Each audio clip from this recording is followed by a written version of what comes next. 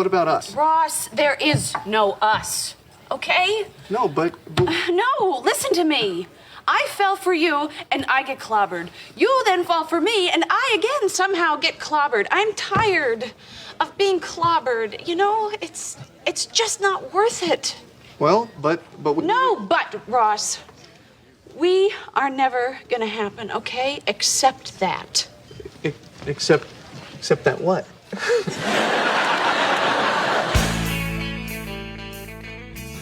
It's over. This is the last episode of Friends Spoilers. Except that this is Friends Spoilers. I should have said, except what? Except that what? I always thought that was a funny line.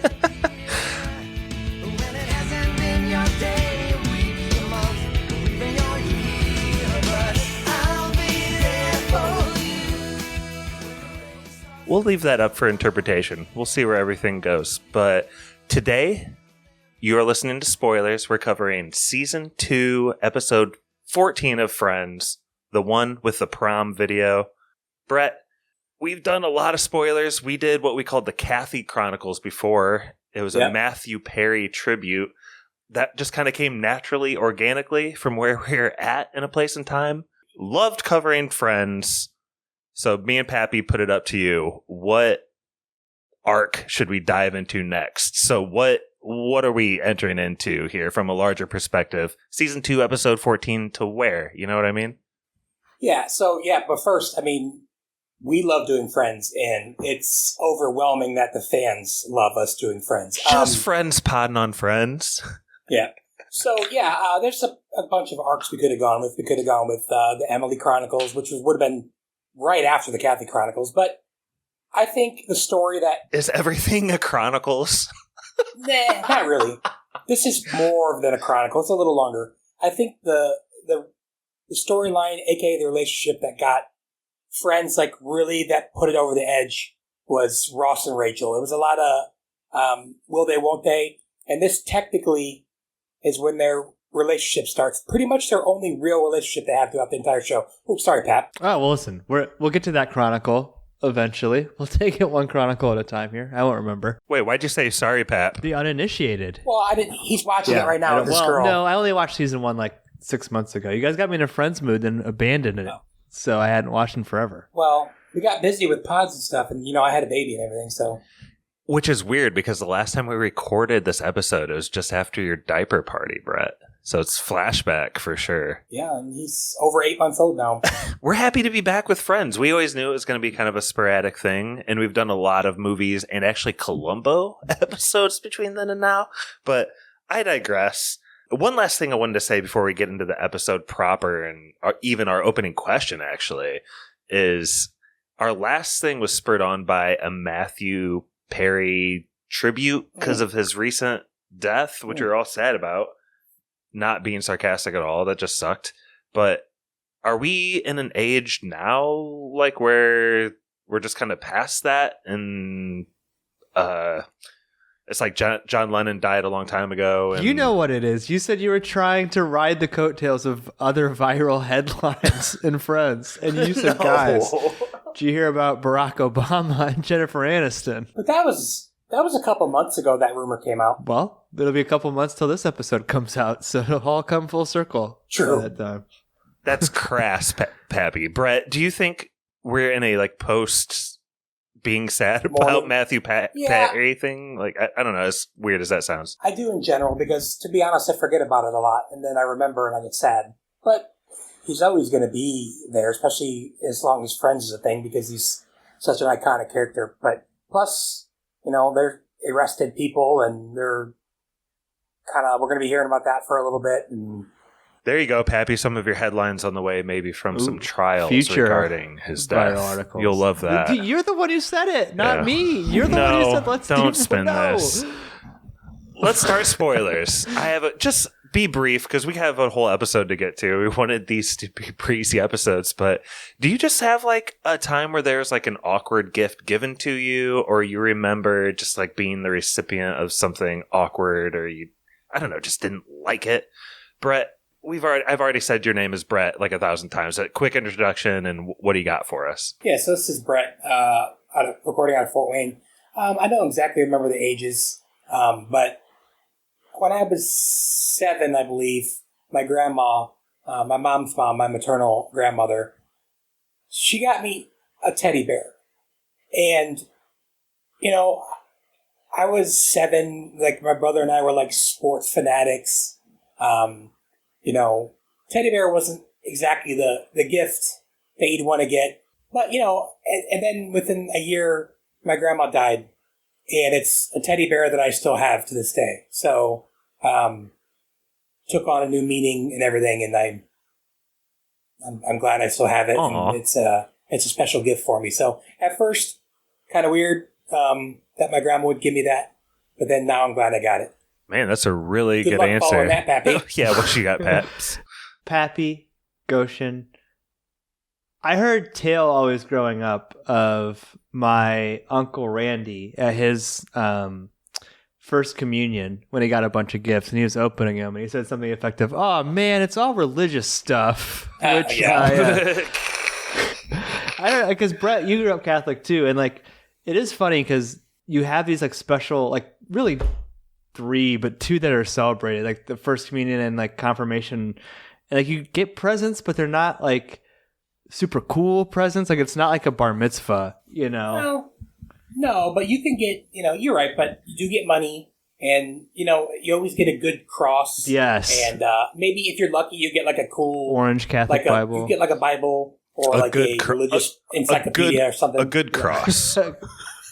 Yeah, the good one. You got to have Jesus on it. I mean, or else how are people going to know? A sturdy crucifix. You hate to see a bad cross. You get some like coin, a rickety some like coin with cross. a saint on it. You know what I mean? A rosary. Yeah. There's some standard like fare. That stuff's all cool 20, 30 years later. I mean, I get it at the time. Yeah, it is kind of like, you're not getting like, you're not getting an Xbox. I want Twisted Metal 3, but I got a crucifix. I don't know, Josh. It's just that whole experience growing up. Yeah, this is Josh from Goshen. What I was going to say was just like a general feeling I had from my grandma Long would always like get so many gifts and so many would be like clothes. And as like a dude growing up, I feel like I wasn't always like super appreciative of that. Just Same. A little freaking douchebag, I guess. But what you said, Brett, reminded me of this time where we had like some sort of like round robin gift exchange at the babysitter when I was probably like in 4th grade. And for my present, I got like mechanical pencils. It's like some erasers. And Brett, you remember our old IU roommate Ryan, right? Oh yeah, right. He got the gigantic Nerf bow and arrow, and I was like, "What the fuck?" Yeah, it was suck. I don't think I handled it well because I do remember my mom giving me a scolding later, which I definitely deserved. I'm sure. Why was Rai there? Because his mom was the babysitter. Oh. Yeah. I got something to add to before you start. Add it up. I do too. Okay, so this is embarrassing, I guess, in a way, but it wasn't for me. And I told Josh knows this story, but I got taken to Josh's house on his birthday one time. And while Josh and I knew each other, I don't think we'd ever had a conversation. We definitely weren't friends. We probably weren't even acquaintances. I just went with one of his best friends and one of my really good friends at the time, Joel Bird. And we went there, and like Josh had to open his presents in front of practically a stranger. I always felt really bad. So you had like a, because you're like 17 or something. I mean, you weren't a kid. We were old, and you had like a little baby raccoon in the corner, and you got like hubcaps and stuff. Dude. It looked like you got some good gifts, but like I was just like, oh man, I would hate if some random person came to my birthday. So I didn't. It wasn't my fault, but I apologize for that. Buddy the raccoon, though. Nice call out. Yep, I remember that. It was over on the right when you walk in on the right, right? I don't remember it being in the house, really, but probably. Always right there in the right-hand corner. Gosh. I was going to say... Indiana living, man. I'll tell you what. Before go we ahead. start, you triggered something too, Josh, when you were talking. Yes, I love it. That's why we do this. Did you, guys strategically open your presents? Like, let's say you have a Christmas morning or, like, a birthday, And you could tell like So people aren't watching you. well, you could tell which ones were like the clothes based on just the shape of the box, and like some were like shaped like a CD or a video game.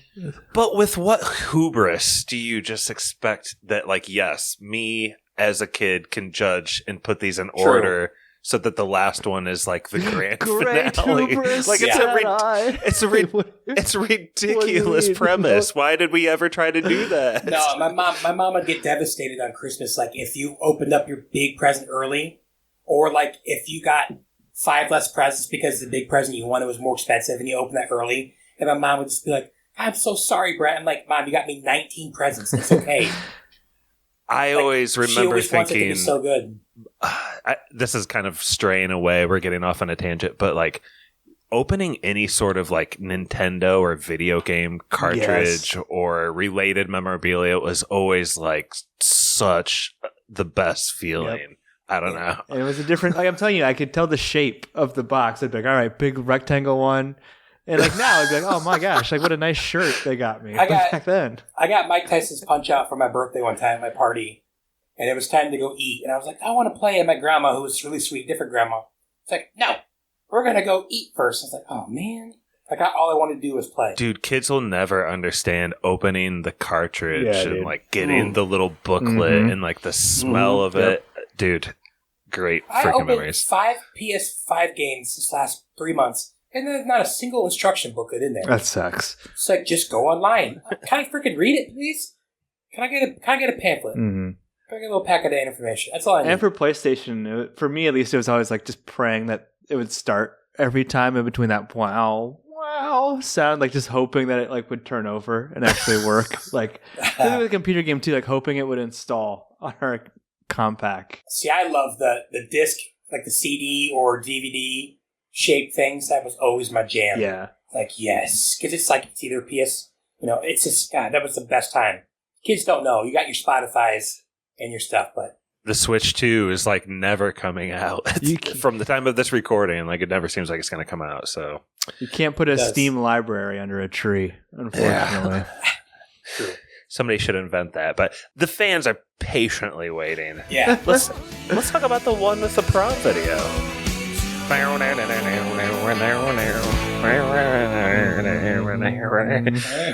God. All right, we're gonna skip the cold open and the musical intro and everything for a second, and just go to like I think there's 3 main storylines, and the first one I want to cover is really awkward at the start, Pappy. Why don't you get us started here? Because Monica is literally just being harassed at a job interview.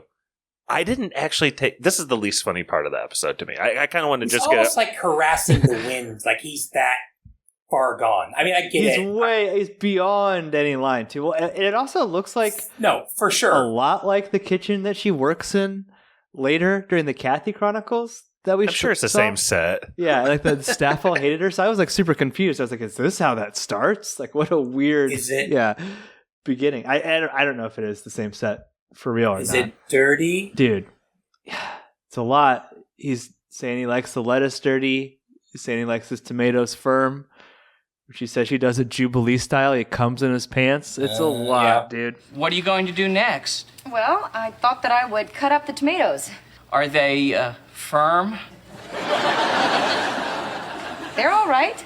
You sure they haven't gone bad? You sure they're not very, very bad? No, really, they're okay. You gonna slice them up real nice? Actually, I was gonna do them julienne. I'm out of here.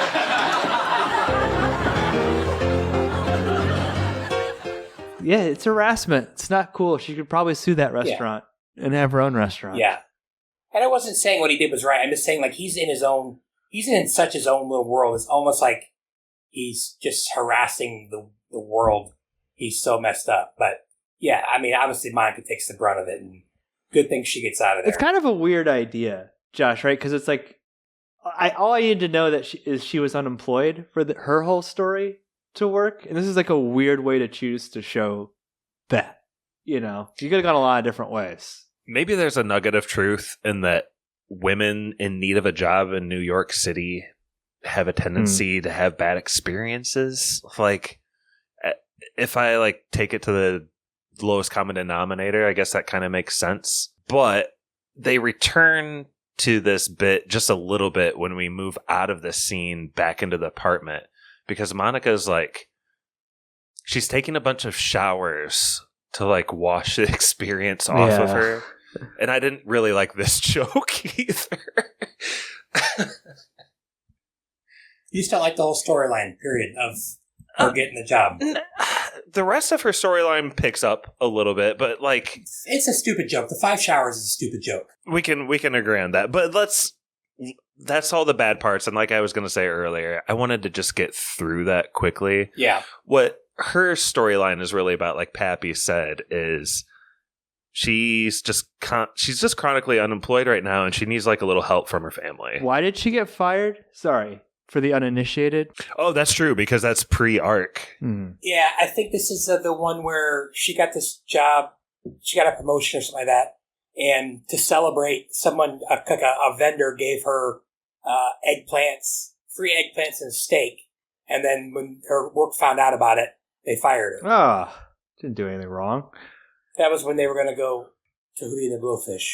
Pap, float us along though with the Monica story, even if you want to, all the way to the end. Just like, she has her parents into town to basically ask them if she can borrow some money. Yeah, exactly. Her dad, played by Elliot Gould, classic. Yeah, love him. He's awesome. But yeah, I think Ross says something to the effect of, she says she doesn't want to borrow the money from Ross because it would make her anxious around him. It's like, well, why don't you just borrow it from her parents? And for those of you who don't know, the parents love Ross way more than Monica. Yeah, I don't know. How far to the end do you want me to go? They come over? Dude, well, he's such a loudmouth and like can't have a filter. One of the lines like I've always remember, and I feel like I even emulate this humor a little bit to this day, is like the amount of bluntness he has when Monica is like, well, why did you remodel my room? Did you consider remodeling Ross's room? And he's just like, well, we did consider it, but he had so many trophies and accolades that you didn't have that we really didn't have a choice. There's an episode later. No, he's perfect. Like where their garage floods, and he just saves all his stuff. He goes, "Why'd you put my rock? Why'd you put my box there?" He goes, "Well, there was leaves and gunk and stuff." It's such a good. He's so good. I'm so glad that he's the dad. I mean, he's a great actor, anyways. I mean, to take it all, like the most important part is almost that like they bring over her box of stuff. Like we're mentioning. Well, the mom's the one. I mean, like you could say Jack is blunt, but the mom's the one that's really blunt and really mean. I mean, her and Monica don't really get along. It's odd too. The weird timing for this episode, because I have like a very close friend where some stuff's come to a head recently. And in my opinion, it's because like there's this weird family dynamic where like one sibling is favored. And this, I don't know. Again, it's just like friends. Now I'm going to have to think about that. Friends kind of emulating like what happens in real adult life to young adults. Because it sucks. Like, why do parents do that? I have 3 little kids. I can't imagine I would be like openly favorite. Yeah, no, it's bad parent. It's bad parenting. It sounds like 2 guys who weren't the favorite. They don't get it. It's pretty great. I'm the favorite now, and I was a favorite, and I did it before I even had a kid. That's how good I am. Just ask Nurse Stacy who the favorite is. She'll tell you. Her patronage is an endorsement of me as the favorite.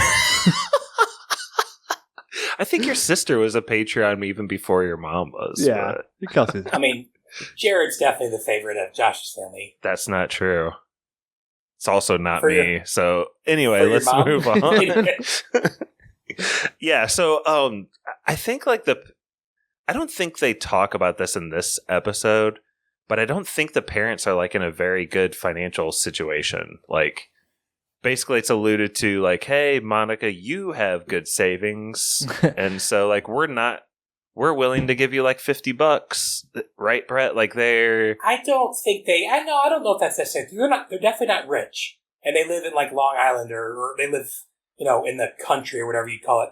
Not the country, but I don't think they're rich, but No, I would say they have money problems, but yeah, they're not going to be giving away anything. I mean, he drives a Porsche. But that's he has like a little speech that basically puts an end to it a little later but in the it's the episode. father thing. Like, but sorry, Brett, the speech is so funny, though, where he's like screaming in their face, where does 10% of your paycheck go? Yeah, Like, which is so funny compared to now. Like, everything goes in your bank account now because it's freaking direct deposit. I'm no longer at my job. I had to leave it. Why? Because they made me. You were fired? What are you going to do? Judy, relax. This is our little harmonica we're talking about. We taught her well. 10% of your paycheck. Where does it go? In the bank. The bank. I guess he meant savings, but yeah, I don't know, Josh. They definitely weren't gonna give her any money. It didn't seem like. Yeah, so they don't. So, Pappy, who's the Robin Hood? Who's the diamond in the rough? Who comes to the rescue here for poor Monica? And we'll circle back to him later in the episode, but how does her story end? Ross, the Cheaposaurus, writes her I hate that so much. Isn't that kind of an annoying? Mad. Yeah. I get mad at that line. Like, he's saving you, and you're gonna rip on him. What a weird moment. I hate that line. And she has to immediately apologize. Like, I'm just kidding. Like, 'cause you she ever knows have it's an horrible. awkward moment with someone close to you? You've never like made awkward humor. I don't know. I don't think it was like super funny, but I I thought would go right towards making fun. I'd say something. Make fun of yourself. You know, like, oh, I'm a loser. I'll probably lose this money. You know, that's better than, wow, you didn't give me crap. Here you go. You can pay me back whenever you like. You have dinosaur checks? Yeah, I mean, you get your money and you learn a little something. What's wrong with that? Nothing. Hey, you're a Cheaposaurus. I don't think Monica has the best storyline overall here. No. Like, hence, like, kind of like, rushing through it and like getting it out of the way first, like the box of clothes, right? Versus the cool DVDs and games we're going to open later. But like the most important thing is just that she has this box, right? Like, that's it. Like, that's mostly what she needs to do. She needs money. She gets a check from Ross. It's all pretty tied up. Brett, let's keep moving along. I think that was a good wrap up of the first storylines that I wanted to cover. But the second one, I think it's just like already mountains above that first one. And this is like a classic Chandler Joey friendship episode. Launch us into it. So yeah, just as a close up to the other thing, I absolutely love when she's like, Jack, there's that paint commercial you like, and he's like, ha ha ha ha. And then you can hear him in the background laughing again, like, ha ha ha ha. It's just, yeah, dry. A woman in my office is a lesbian. I'm just saying. Oh, Jack, look, there's that house paint commercial that cracks you up.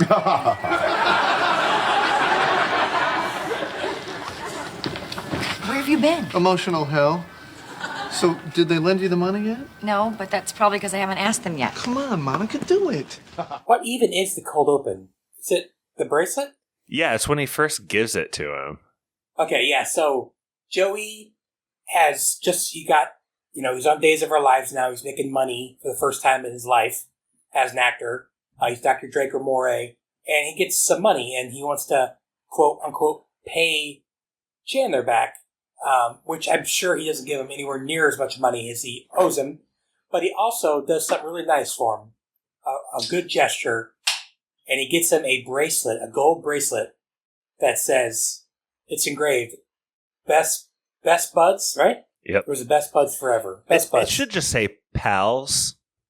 If Kylo ever listens to this episode, he'll appreciate that Young Guns reference. But Pappy, what do you think the proper etiquette here is? Because I do think Joey's heart is in the right place, but maybe he goes a little far with his expectations with what Chandler should do with the bracelet. Well, and so he gives Chandler $800, right? Don't they say later that the bracelet costs $400? Like, so that's... Yeah.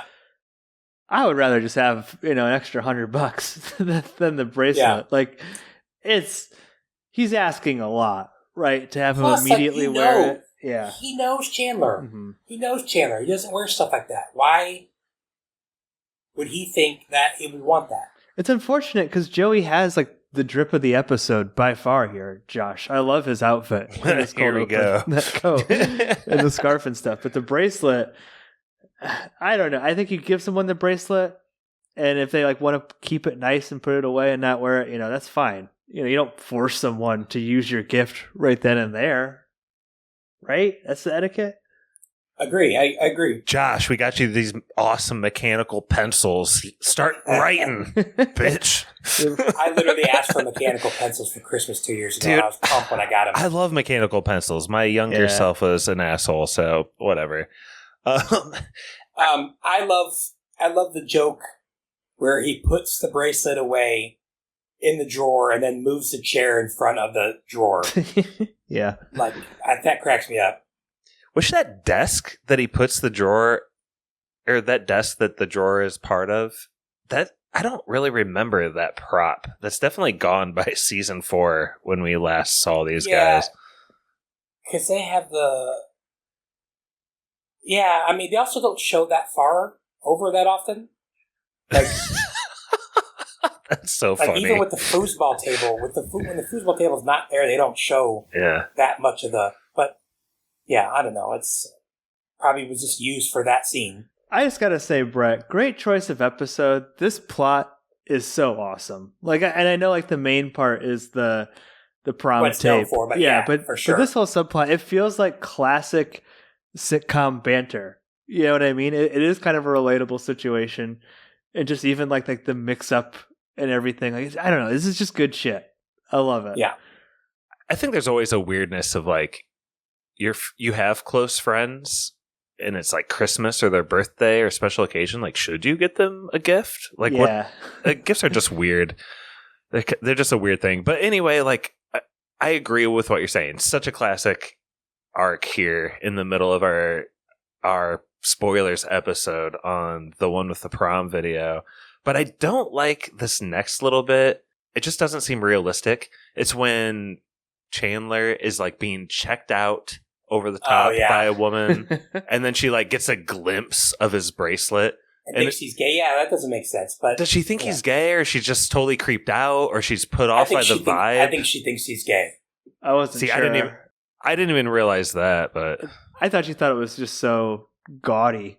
Yeah, it's just like such poor Stupid. taste. Yeah, it's possible, but I always thought that she thought he was gay, but I could be wrong. I never really thought of it any other way. So plus, like, how many times in 10 seasons was Chandler checked out by a hot chick? It's just like there was like one other time I remember. I can't remember what episode it was, but I think Phoebe tells him then too. It's so over the top, but I don't know. It is just it's so ridiculous. It's just kind of funny. He's like, I gotta get rid of this thing. You know what I mean? Like you need a reason for him to go off, and it is almost like the fact that he would get checked out that blatantly so rarely in his life. It's like this once in a thousand year thing. It's someone that likes him so much in a first impression, Pappy, and then hates a gold bracelet so much in a first impression. Like that combination of characteristics she has. Yeah, he's like, what are the odds? Because he already is like self-conscious about it. He's still wearing it at this point, but he's like, no way. It blew it. Yeah, just the bracelet. This is where like this episode starts excelling, and where this might have even been like a classic Matthew Perry episode to choose, because he really goes off like making fun of the bracelet and then having to like turn around and like being sincerely apologetic for being such an asshole about it. You know what I mean, Brett? Yeah, I was alluding to a minute or two ago. I love looks like a reject from the Mr. T collection. He's like, I pity the fool wearing my jewelry. I do. It's so funny. And then, you got to give him some credit. I don't know how many people knew who Marcel Marceau was in 1995. Yeah. Or 96. But who is it, Brett? For our Gen Z audience who might not know. Probably the most famous mime ever. He was French. A French mime. So he's a mime, and Chandler is caught like red-handed making fun of the jewelry, doing a 80s sitcom impression. Yeah. And he tells Joey to do an impression. How about your Marcel Marceau? And Joey just walks off in sadness, and Chandler's like, yeah, because he doesn't say anything. it's don't get me wrong, it's funny, and might even like have he probably knew. See, that's the thing. Chandler's always thinking like he probably thought Joey wasn't going to say anything, so he set him up. He thought of that on the freaking fly. It also kind of mirrors Monica's joke at Ross's expense, saying like you're a cheaposaurus. Like, even though like you're in the backfield, like you're in the negative against this friend, you're still got like a witticism to throw in there or something. Well, it almost makes me wonder like how like the writing broke down, because it feels like it's kind of the same moment in the story, right? Where it's like kind of an awkward moment, but like this just handles it in such a funny way with the mime reference, you know, versus like the Cheaposaurus. We're just like, why the fuck did you say that? You know, like this is just so good. I love this whole plot. Chandler. I pity the fool who puts on my jewelry. I do. I pity the fool that. Hey, man, we were just doing some impressions over here. Do your Marcel Marceau. That's actually good.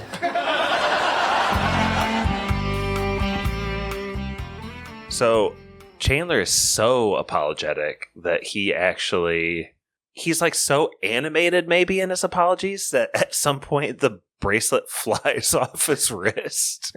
We don't actually know exactly how that happens. I guess it happens in the coffee shop, but he's panicking. In his panic, he buys a replacement bracelet. Almost like in the blur at the same moment that we as an audience find this out, Rachel informs him that Gunther has discovered the original bracelet. So now all of a sudden Chandler is holding both bracelets, right, Pappy? Mm-hmm. Yeah, and it's just, I don't know, it's such a quick, like Brett was saying, this character thinking on his feet, and even though he's been kind of an asshole the whole time, he's still like kind of a lovable asshole, and he immediately flips it to, we're bracelet buddies, like I got you one too. And it's just so, that's what they'll call us. Yeah. Why don't spoilers, why aren't we bracelet buddies? We should be. We should all get bracelet buddies. I like we're it. We're t-shirt buddies now, right? That's true. That's true. Does that That's count? true. Yeah. Yeah. See, maybe you are the favorite, Josh. We're definitely not. You got a t-shirt made. Definitely not Patty Mayonnaise Brothers. Dude, that's like a 450 episode year old reference. You'll find it. I literally brought it up, I think, to Brian 2 weeks ago. Oh, boy. You did skip over my favorite joke, though, of this whole Good plot. fella? Well, that's pretty good. Just like, again, it's just like classic timing sitcom shit when like Joey storms out of the room and Chandler's desperately looking for the bracelet everywhere. I'm here on my knees, like again. Yeah, that's always probably was my favorite part. Like these couch cushions. He's just constantly surprising us, the audience, with how he gets out of these situations. That surprise is just so funny. I do like it's a little flashy. No, not too flashy. Not for a good fella. But that's basically how this like arc ends, don't you guys think? Like they both got a bracelet, and I think maybe as we continue this Ross Rachel Chronicles arc, Brett, maybe we can try to see if we can spot this bracelet on anyone's wrist. They definitely have it the rest of the episode. In the rest of the episode, I don't think you ever see these again, though. But No. I'm talking about subsequent episodes, Pappy, as we keep moving through the series. I'm definitely going to look for it now. No doubt. I'd like to think the writers wouldn't completely forget about it. And even if it doesn't turn up in this arc that we're doing, maybe sometime it does. We'll have to read up on that later. But, guys, we have still the biggest... Am I saying arc too many times? I feel like these are all arcs. Is there another word for that I could use, Pap? Like storyline, A storyline, B storyline, C storyline. Yeah. We're just using every word interchangeably, but yeah, I like that, Brett. This is definitely the A storyline. It's finally like sometimes the titles for these Friends episodes we feel like are a little bit off, but this one's like right on the money. This is the most important one. This is the most memorable one. The one with the prom video, it's all about Ross and Rachel. Brett, you have to fill us in a little bit first, because you said this is the beginning of Ross and Rachel's relationship, but dating. But clearly there's like some history. Even outside of the video, they're like, hey, like, I fell for you. Like, Rachel has a quote where she's like, I fell for you, I got hurt, then I got hurt again. Like, what happened here Give me a minute, and I will tell you. Okay, so as you know, you find out from the prom video, and he said it throughout the first season, he's been in love with Rachel since 9th grade or whatever. And he was pining over her the whole first season. And then Chandler accidentally outs Ross when he's in China, saying that he's in love with Rachel. And Rachel has kind of started to feel a little bit. So she goes to the airport to surprise him when he comes back. And Ross comes back with Julie, who is a Chinese-American paleontologist as well. So she's devastated, and he's with Julie, he's happy. And then she turns into the Ross of the first season. She's pining over him, and she's kind of like trying to sabotage him. And finally, he finds out because she gets drunk and leaves him a message about, I'm over you. And he's like, over you? Over me? When were you under me? So he doesn't know what to do because he likes Julie a lot, but he loves me. So he actually breaks up with Julie. And then they go and they kiss and everything's perfect. The episode ends. And then the next episode, Chandler gets a new computer and he's like, what do I do? You know what? I don't even know if he's broken up with her yet. He hasn't broken up with her yet. He just doesn't know what to do. So Chandler's like, I have a new computer. Let's make a pros and cons list. So he makes this, which is a terrible idea. I mean, think about it. Think about how bad of an idea that is if a woman ever saw that.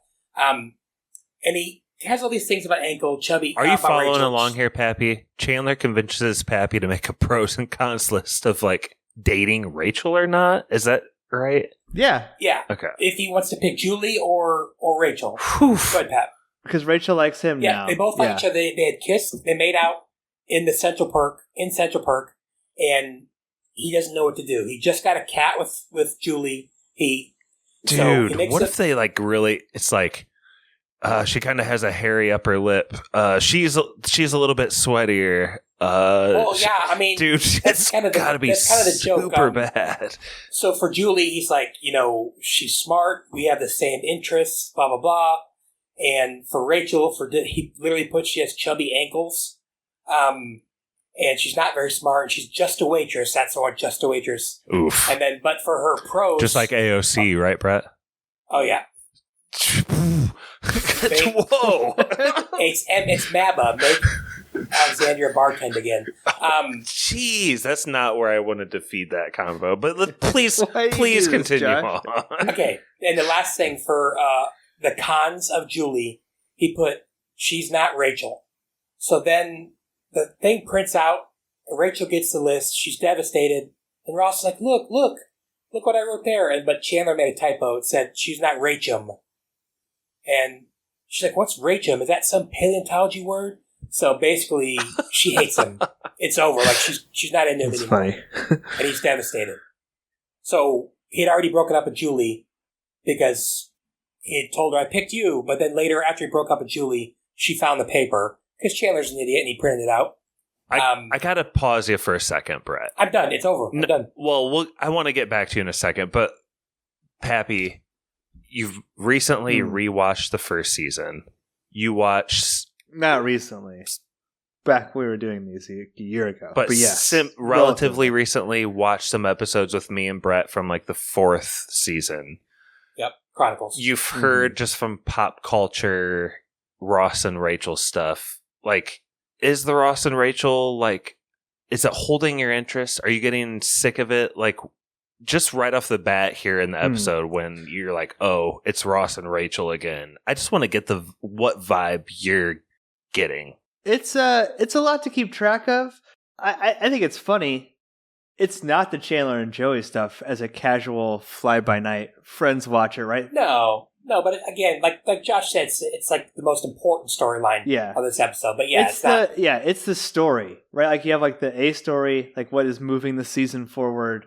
Whereas like I'm just fine watching two dudes have some bracelet buddy adventures, right? Like that's what's holding my interest the most. But no, I don't mind it at all. It's just not being a consistent Friends viewer. I never know where these two kids are going to be. On again, off again, pregnant. It's all over the place. Maybe we'll have room for a little bit of a storyline or character arc for you, Pappy, because this round of Friends Chronicle is gonna be like pretty Ross and Rachel heavy. So, well, yeah, we'll see if maybe maybe that relationship will grow on you. Oh, well, first of all, you're about to get in like the next episode or two. You're literally going to get like maybe the most iconic Joey and Chandler thing. Okay, hang tight. You're gonna love what's coming up with them. They don't need to grow on it. Okay. The Ross and Rachel effect needs to grow No, but on I'm it. saying if he has to slog through the early parts of this relationship, he's going to get some classic Chandler and Joey. good Chronicle. I'm excited. So hey, we said the Ross Rachel Chronicles. Maybe this is the Joey Chandler Chronicles. I don't know. The friendship But chronicles. that's basically how that happened. And then Ross is all mopey and he wants her back, but she's so mad at him. Yeah, hearkening all the way back to my opening spoiler, there's like this little moment where she's like, Ross, we are done as a couple. It's never going to happen. Accept that. And he's like, well, accept that what? And she's like, no, you just need to accept that.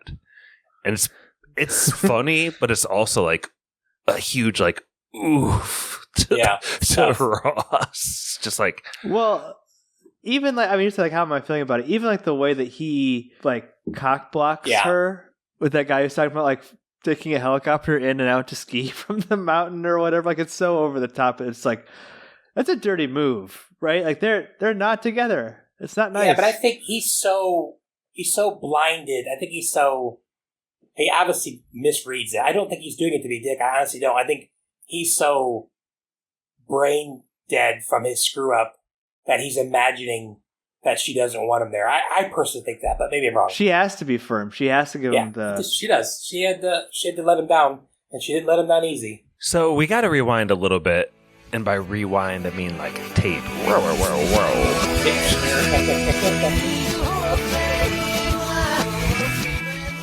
Because back in our first storyline with Monica, when her parents come back to visit, they give her like a box of her old shit, like we had said. And in there is a tape.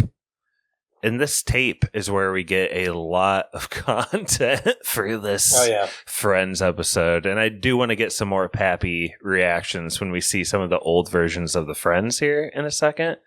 But Brett, jump into it here. They're like, let's watch a tape. Should we? Shouldn't we? Like, what's on the tape? Well, yeah. Well, Ross definitely does not want to watch the tape because he's the only one in the room who knows what happened, what really happened. And he just is mortified that they find out. But it's a video of prom night, their senior year. Ross is already in college, and in the summer he's going to be working on his music. He looks like 80s Chomo, or I don't know, got the mustache, like a little Sherry curl afro kind of. Chandler, I mean, Joey makes a 70s joke. Yeah. Yeah, Mr. Cotter reference. Looking good, Mr. Carter. You look really pretty tonight. Oh, thanks. So, what are you gonna do this summer? Oh, you know, I'm gonna hang out, work on my music. He's staring creepily at Rachel, and you meet this guy later, but Chip, he's like the most popular kid in school. He didn't show up. He hasn't showed up, so, Rachel's devastated, and so is Josh's boy, Monica's. Dude, it's not Budnick. No, it's Michael Bauer's his name. Donkey Lips from Salute Your Shorts. Donkey Lips. Dude, and that's the prestige that Friends holds old Monica in. She's like the equivalent of Donkey Lips from Salute Your Shorts of those who are the millennial age. Pappy, just any initial reactions as you see like some flashbacks? Because these are like, I feel like the Friends fans of old would just go crazy when they would show old versions of the Friends, like their younger selves. Yeah. And then I was doing a lot of research trying to figure out like how long ago this would have been to, I don't know, the jury seemed up like 7 or 8 years in theory.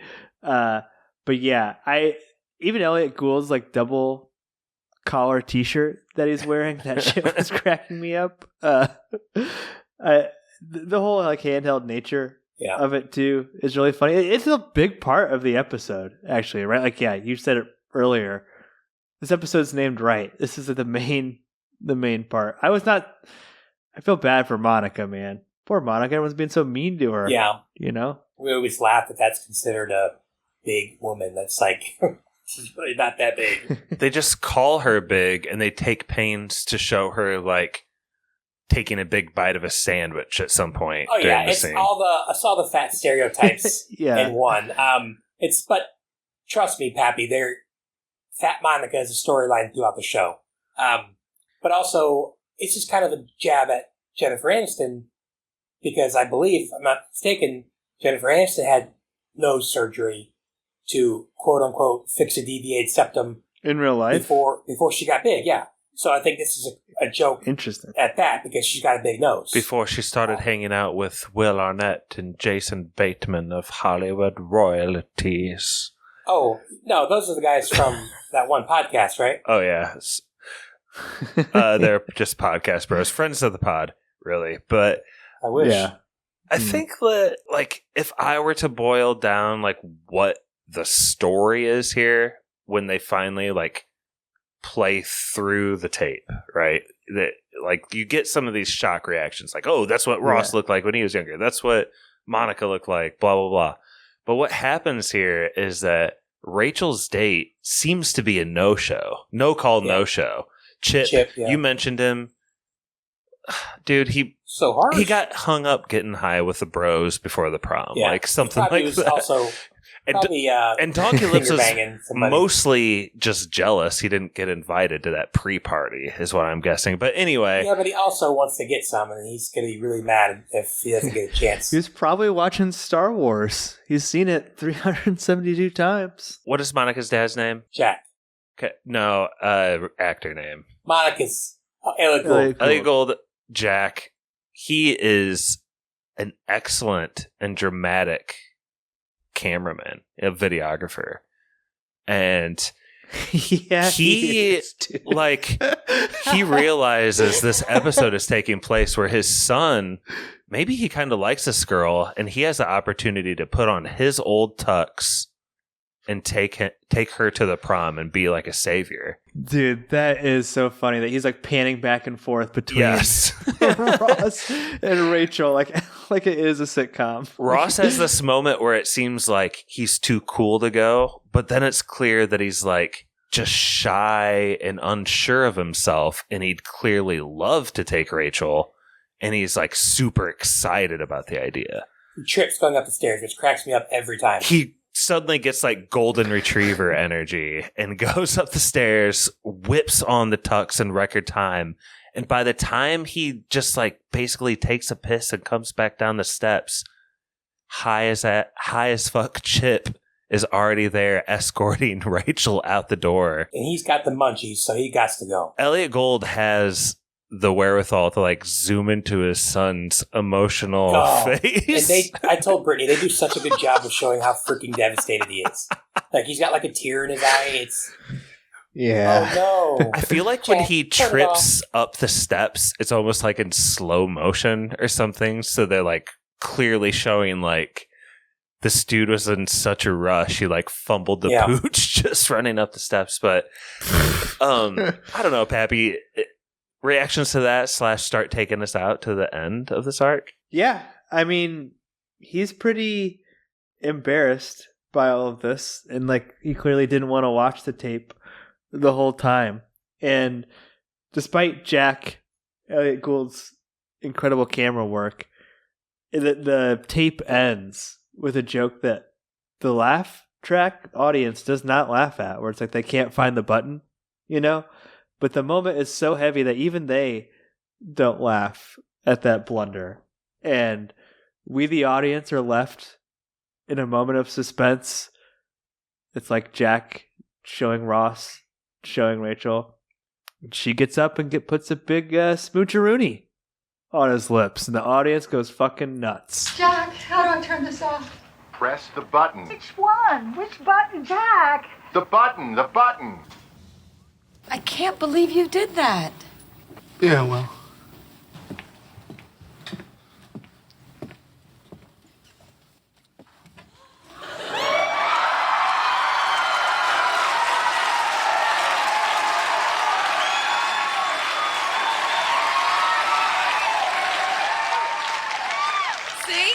is her lobster. It's good. It's cute, right?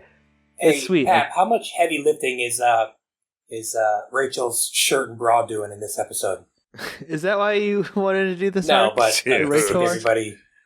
Dude, don't undercut this moment because I seriously had like tears well up a little bit. I love it every time. We wanted to watch this episode all the time because back then we didn't get a chance to just turn on Netflix. It's weird because like I feel like as a dad, most of the things that trigger that for me are like kids related stuff. But this took me straight back to like being in prom around that age, or like the difference between like college and high school and like that being a little confusing. And I don't know, like, I don't know. It had a bit of an effect on me, I would say, tonight as I rewatched it. Well, Is that lame? There's a lot under the surface that's really cool. Like, you don't really say it, but, you know, she's really mad at him and she didn't think she could forgive him. But when she sees this video, she realizes he loves her more than anybody and that he just made a stupid mistake. But like, this is the guy she needs to be with because he, you know, would do something like that for her. He obviously overlooked the stupid thing he did. So yeah, it's just like, finally. Do you think maybe it kind of put that puzzle piece into place in her mind, what he meant when it was like, Julie's not lobster? Rachel?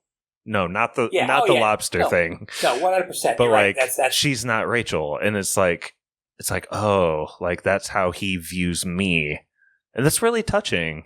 I don't know, for sure. Pap's not feeling that shit though, and that's fine. No, what do you mean? What, he's really putting himself out there. I think it is sweet. Yeah, like, and like you said, it's one, he doesn't even see himself as Rachel's equal, even though like his dad points out he's older. Then two, it's like, I don't know, I'm sure it'd be uncomfortable going to the prom, right? And him getting all dressed up and stuff. And, you know, it's pretty devastating for him. I think it's sad. I mean, I wasn't going to well up with tears, but it works emotionally. I buy why that would be a huge like thing for Rachel. I think there's something with the tension too of like the tape itself. Like they start putting it in and Ross knows what's going to happen, but he's so helpless. Like what could he do? He could just throw a freaking knit fit and like rip the tape out of the VCR or like smash the TV against the wall or something. Like what is a sophisticated man supposed to do in this situation? It's really tough for him here. Well, and had the tape played a little longer, it got even more awkward. Worst sex tape ever, right? It's like, what's the point if you're going to have all the stuff draped over you? But that's a good thing, I'd imagine. Yeah, Rachel and Ross kiss, like you said. But Brett, yeah, just spell it out clearly. That's like the epilogue to the episode, right? What's at the very end of the tape? Yeah, so Monica's feeling real good about what happened, what transpired. She's got some ice cream. She's sitting back watching the tape. She's like, what a good family I have. Yeah.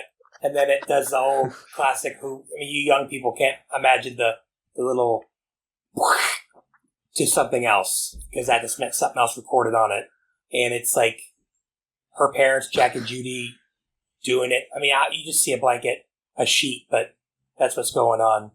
And it's just pretty much Jack, oh, Judy, over and over again. So, and Monica's just mortified, and that's how it ends. Which is almost like a classic like South Park move to go like to your deepest emotion and then just like have the next joke just be like a fart joke or something or like a sex tape joke.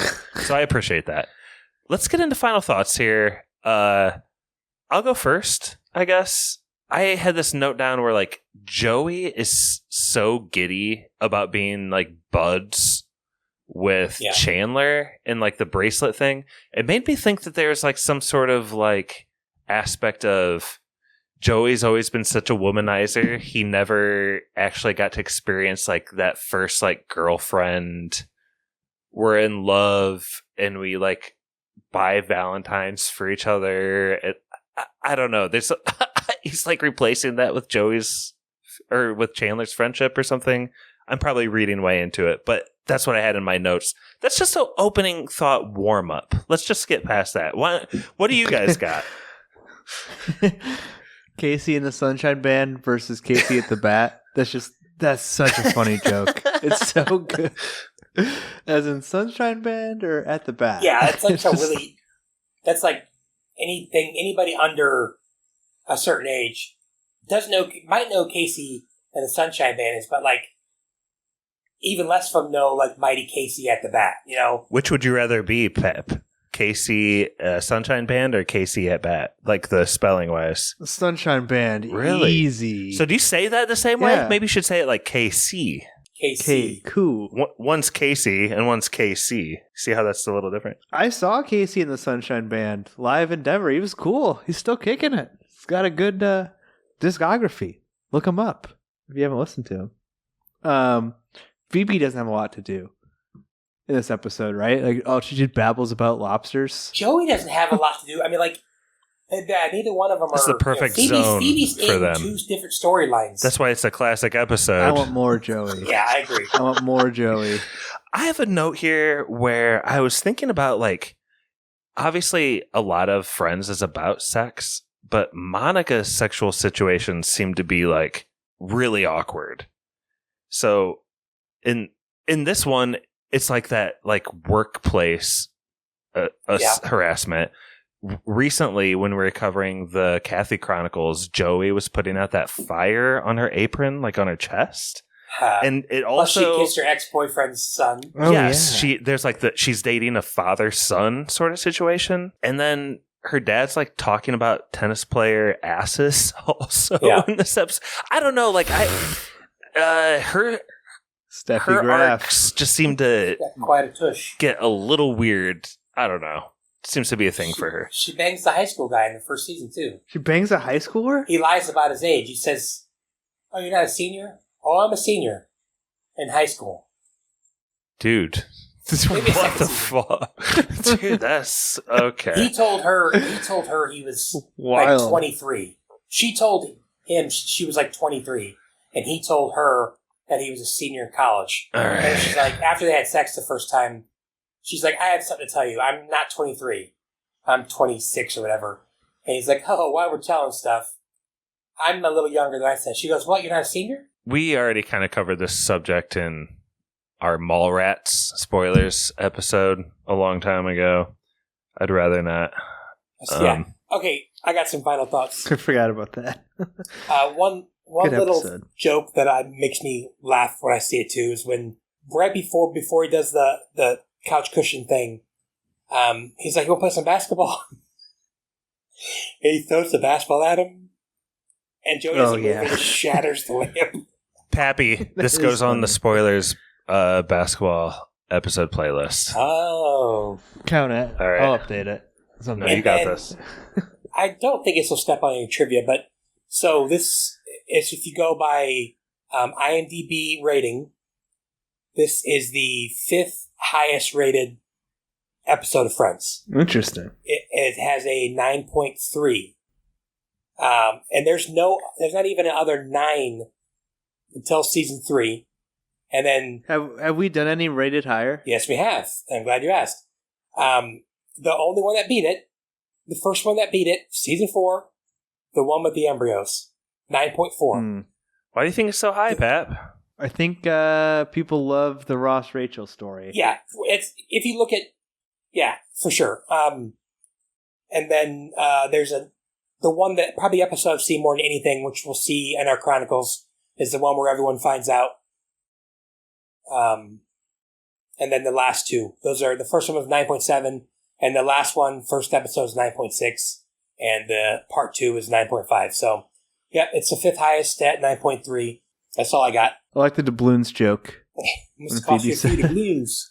That caught me off guard. Throwback to our Pirates of the Caribbean episode. Yep. Well, I do have like a little short trivia, but let's give this episode a letter grade and a yes or no as a spoilers tradition. I'll go first. Is that okay with you guys?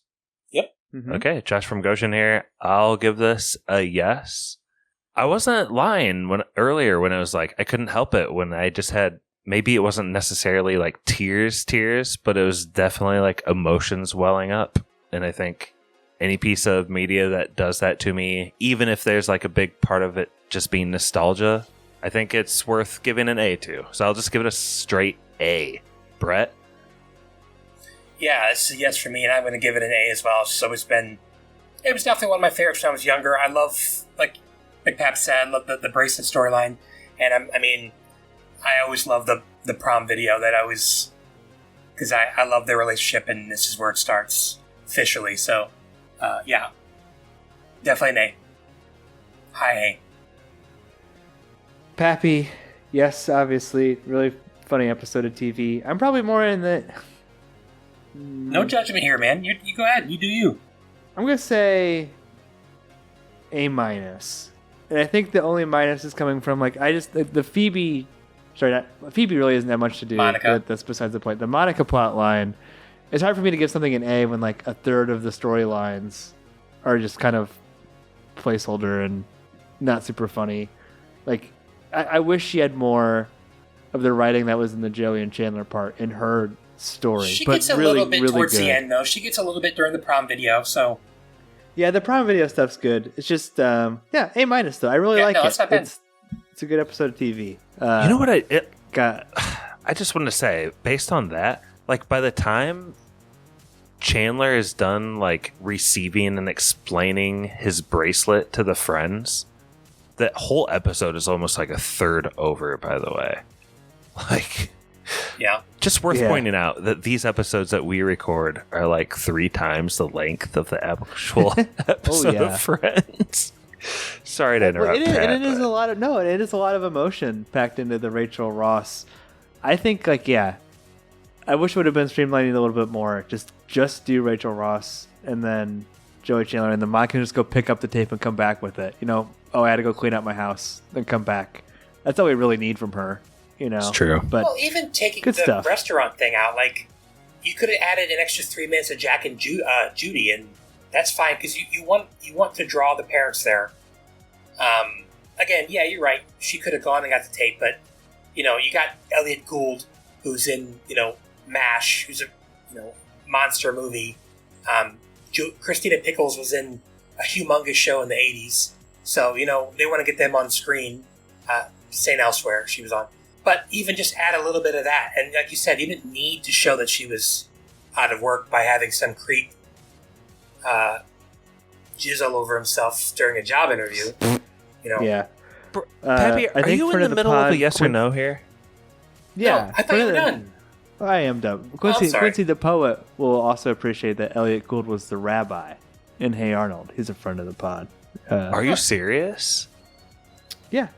Elliot Gould's the rabbi. Like, when Harold gets his bar mitzvah, the rabbi is played by Elliot Gould. Yeah. Let's go. Shout out to Quincy. Yeah, he's cool. He's always sending us Hey Arnold memes and stuff. Plus, he's in the Oceans movies. Obviously, I was after this, but he's great in those. So I think Pappy gave it a yes. A-, yes. Yeah. Hey, keep us done. That's like the most we've ever... It wasn't just you, Brett. I also walked all over his answer, and I apologize. No. These episodes are... Who cares? They fly by the 20 minutes. It's fun talking about it with you, though, guys. I'm glad Friends is back. Yes, at least for a minute. And maybe this is the last episode of Friends, like I alluded to. Why do you say that? No way. Except that... Except that it's not. No, except that, Brett. Okay, here's the trivia. Brett, you answer first. Pappy, you answer second. It's just closest to... Once I say you're right, do the hot take and toss us out. You know the drill. Days of Our Lives. Oh, God. Joey's on it. It's been on for 60 seasons. Oh, God. How many episodes is that, Brett? God, they do so many. According to Wikipedia and me ChatGPTing and stuff. 60 seasons. God, I don't even know how many they do in a season. I'll say 7,500. Okay. I don't know. 7,500? Dude. 7,500 episodes of Days of Our Lives. That sounds like so many, bro. How many days have been in your life so far, Pappy? 7,500. No. I'm going to go with 5,000. I still think it's less than that. 7,500 is crazy, but 5,000 is right on the button. No, I think it's way less than 7,500, but I'm just trying to give you some breathing room. Do you guys know the Days of Our Lives theme? No, but I know I have Like one of our good friends days says, through the hourglass. These are the days of our lives. Like sand? Jennifer Aniston has a very famous soap opera father. Listen, guys. Listen to me. There's 15,000 episodes I almost said more. of Days of Our Lives. Tell your How is that possible? Tell your friends to start getting invested. Let's do a spoilers run through Days of Our Lives. Oh my god! They do it. They do it like almost every day. I think we should Do it 5 days a probably week. we should probably split each episode into probably like 2 spoilers episodes. 30,000 That's 250 episodes a season. 30,000 episodes of spoilers. We can What the dedicate. fuck? That's why the acting's not very good. They can't take a lot of cuts. Dude, Man, I'm sorry I doubted you, Brett. That's crazy. And I was only 50% right. it's brilliant. I almost went think. more, but yeah. It's amazing. Holy fuck. Brett, congratulations. You got it. You nailed it halfway. Exactly half. Oh, man. Hot take. Well, first of all, I know 2 people that are going to be super pumped to hear this episode. 2 big fans of the pod. Best friend Drew and J-Dub. Jordan Warden. I hope you guys liked it. And I think us 3 are on the opinion that Ross, everyone hated him the last few years, but we are of the opinion that we think he like pretty much carried the show the last few seasons. Now, my wife would think I'm crazy. My dad would think I'm crazy. But we are big Ross heads, so he gets a little crazy towards the end, but he's unbelievable. He carries it when Chandler gets all, Monica and Joey gets all lovey-dovey and the girls are, whatever. But he's awesome. We love Ross. And that's all I gotta say. Ross for life. Ross fatigue is fake news. That was spoilers. They were on a break. Special thank you to our patrons: Matt Troll, Brother Brian, Druid King, Nick, The Meg, Nurse Stacy, The Wolf,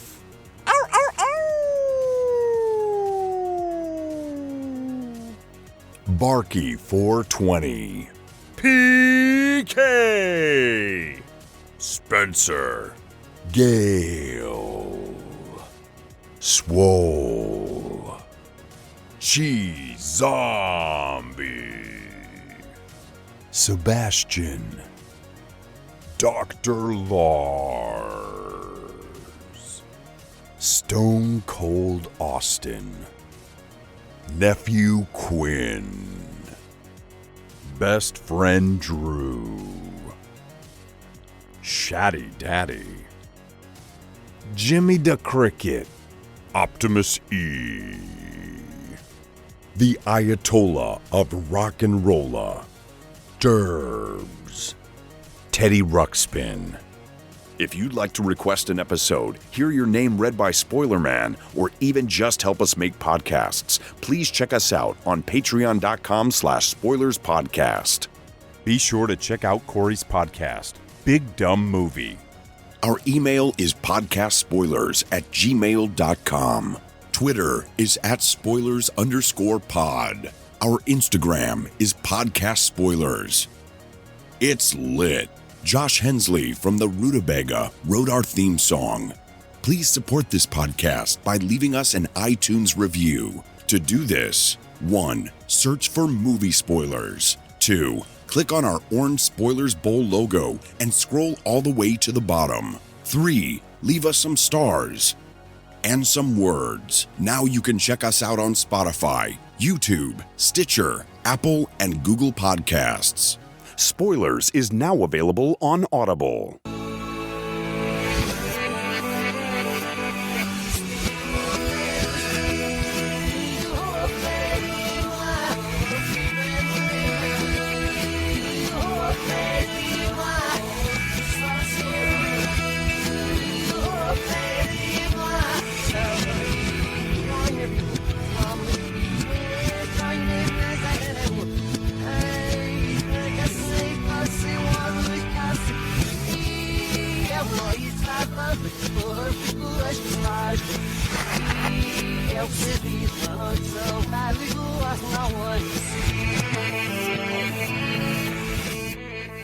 That was Spoilers.